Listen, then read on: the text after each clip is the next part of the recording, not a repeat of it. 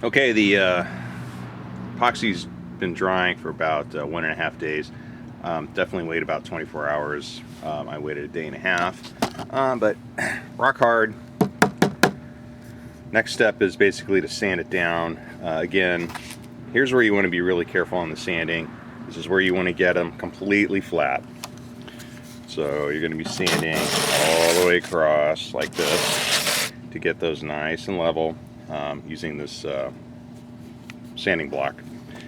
Then you can use a regular piece of sandpaper to kind of clean up the sides. And you're going to want to make real sharp edges all the way around, especially back here, and make this 90 degrees. I wear a dust mask when I do this sanding. It's kind of messy. After we sand it and get it so the high spots are knocked down and it looks flat, we're going to stick it back on the leveling board and check for rocking, and then fine tune from there. Okay, now we want to check for additional rocking. I've got a little bit left, not too much. Hard to see on the camera, but when you rock it back and forth, it looks like right back here. Right back here is where it seems to be high. So I'm just going to over sand this area a little bit and see if we can get that remaining rock out of there. Okay, you want to take your time doing this. After 4 or 5 sandings and checks, I now have the boat completely flat on the sponsons. I don't have any rocking now. And it's okay if you start to come back down towards the, a little bit towards the paint. So I can start to see the paint coming through here. I had to sand this side down pretty good compared to this side to make them level. Paint's starting to come through a little bit in here. That's okay. Now all I'm going to do is take some regular sandpaper and just clean up the sides here. I'm going to use that block sander, and I'm going to come across here to make this edge sharp, here and here, and also use the block sander here and get this side nice and sharp.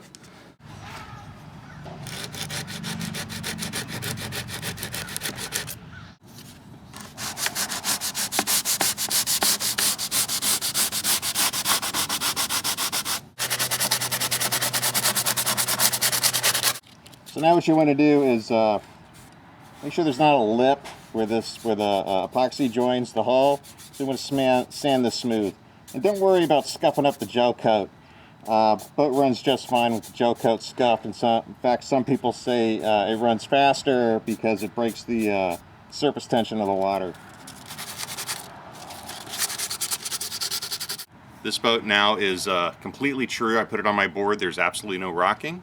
These sponsons are very smooth. If you look really closely, you'll find some like cosmetic pockets that are a little bit rough. But this is the reason why I like this marine epoxy so much. You could finish this and paint it again, but I leave it unfinished because, you know, if I hit some rocks, scuff it up, I just put more marine epoxy on here. If I finish this, I have to strip all that stuff off before I put the epoxy back on. And this stuff is really tough and it's waterproof. So I just leave it. If I have some imperfections that I'm not happy with, there's a couple of little spots right back over here.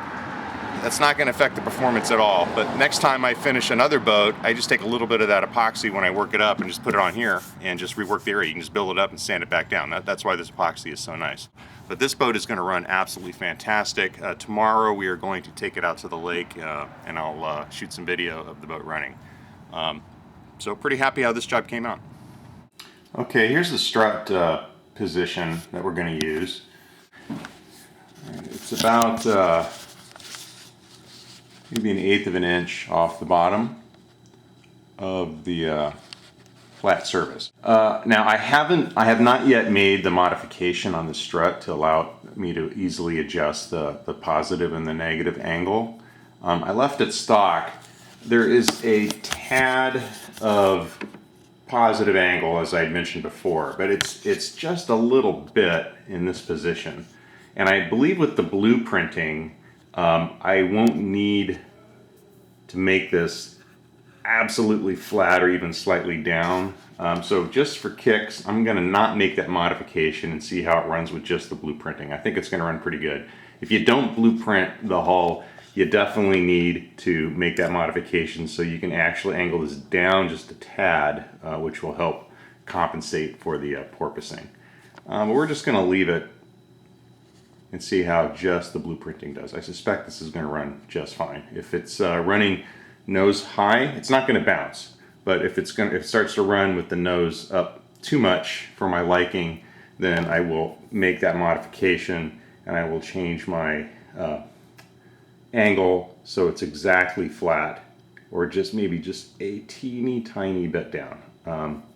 And that should take care of the nose angle when it's running. There she is. All right, we'll see you tomorrow. Okay, before we go out today, I did want to show you the battery placement that I use. I have my marks. I put some red tape here so I know where to go. I have my batteries about, maybe an inch above where this wood mount is. And depending on the water condition, I'll move them either up a little bit or down a little bit, depending on the wind and the water. If I want it to run a little bit faster and the nose a little higher, I'll move these back just a little bit. If it's kind of windy or it's kind of rough out, I'll move them forward just a tad. Let's see if I come up here. So that is my battery position on the Miss Geico. All right, this is the Maiden with the new blueprint job. Again, I did not make the strut modification. I want to see if the blueprinting will handle that without making that strut modification. It might ride a little nose high because of that. We'll see. All right, this is the second run. First run where I normally put the batteries, it was running a little nose high. Whoa, whoa! Nice flip, Mike. It was running a little nose high. Like I said, I don't have the strut completely flat like I should, so I moved the tacks up a little bit. And it's running pretty good now. It's still pretty loose. Let it go straight, Mike. There you go. Yeah, it's fast though. So this is stock ESC and motor on 4S with a 642 prop. And it's looking real nice.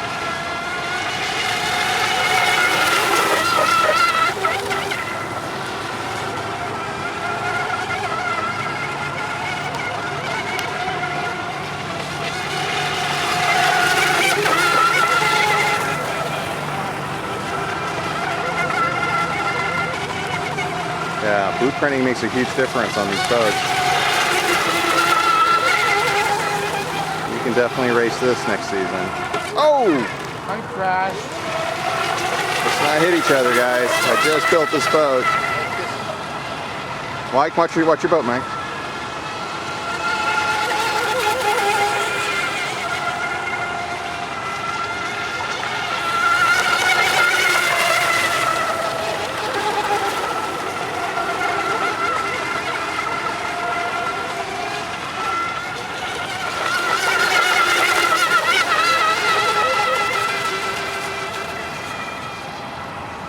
Okay, so here's where I put the batteries on that run.